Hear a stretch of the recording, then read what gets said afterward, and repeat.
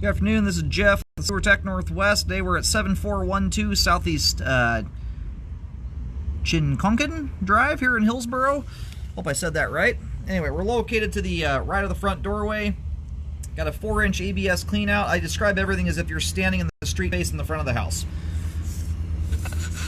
Water is running. We're going to zero the foot counter out here at the base of the clean out.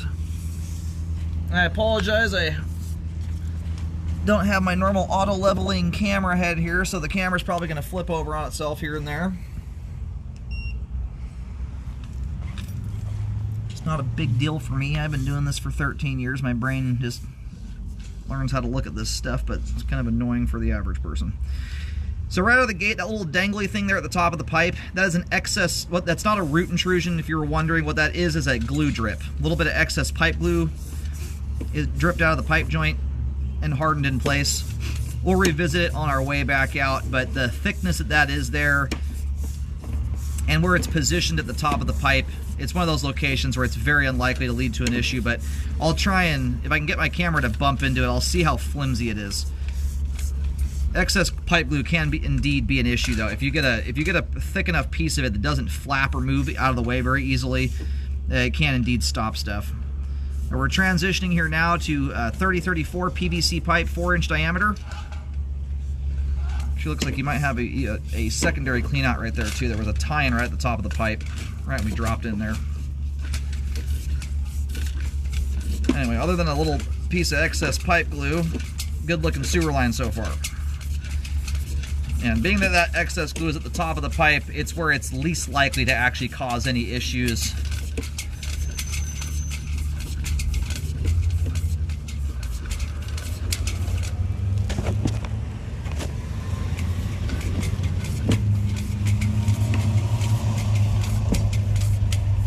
It's a fairly easy thing to rectify, usually just running a good old-fashioned cable auger to the line. Good couple whacks with one of those usually busts them loose. So it looks like we just went through about the world's tiniest belly there. You may not have even noticed there's a little tiny bit of standing water there for maybe a couple feet. By the time the line drains out, you're probably going to have about a 2-foot section of pipe with, I'll bet it's no more than a 32nd of an inch of water. We'll see how it looks on the way out, but even for new construction, stuff that minor is not worth messing with and tearing the road up over. Nor will it ever cause any flow problems whatsoever. Alright, we've hit the main here at about 74 feet. We're going to go locate that really quick here while the line drains out, and then we'll pull back and take another look.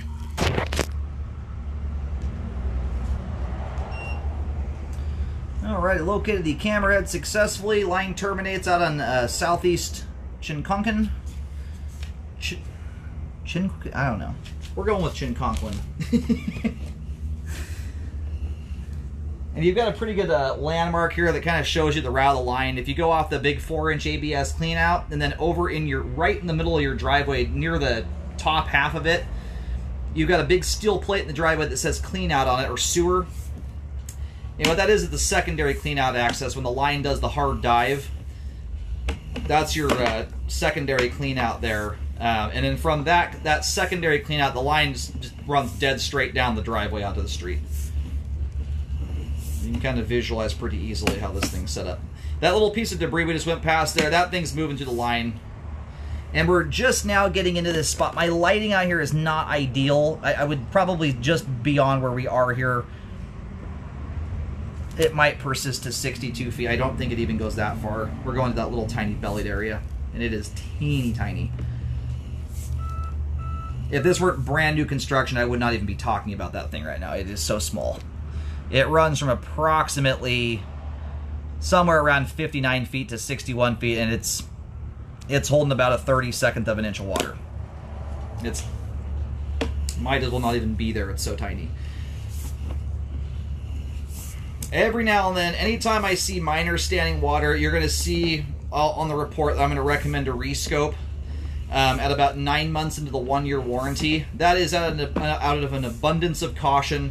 Like I was saying, I've been doing this for 13 years. I've cameraed 24 or 5,000 sewer lines and thousands of new construction homes. And I do a fair amount of rescopes on these houses when there's just super minor issues, even semi-significant ones.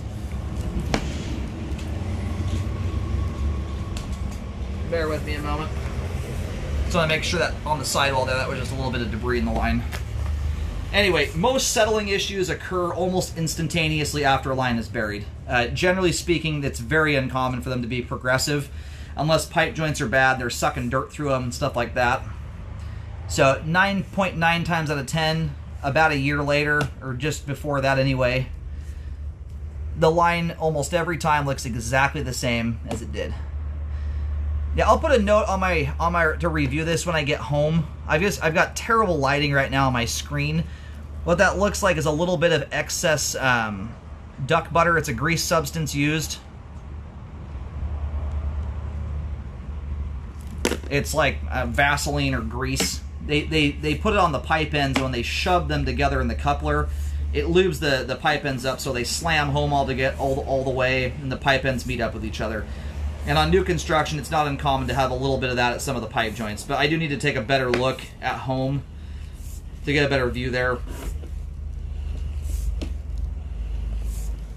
Whatever it is, it's not affecting functionality. It's right now just you've got some, looks like a schmear going up the sidewall of the pipe. So this right here is where that secondary clean out was at I was just talking about. Right, the camera right now is flipped upside down. So the flow line's at the top of the pipe. That tie in there in reality is coming into the top of the sewer line, not the bottom. And that's right in the driveway. The transition joint looks good.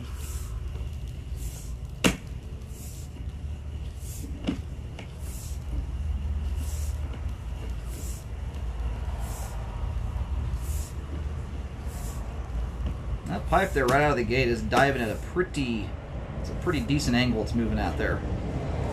Line's got a lot of slope to it. And then the little bit of excess pipe glue. Let's see if I can even get my camera to run into it or not. I don't, it might be too tall. Yeah, and this is, mind you, 4-inch diameter pipe. It's not 3-inch. You've got so much leeway there getting underneath that thing that is not one that I'm concerned about leading to a blockage. It's thin to begin with. I see those a lot on new construction.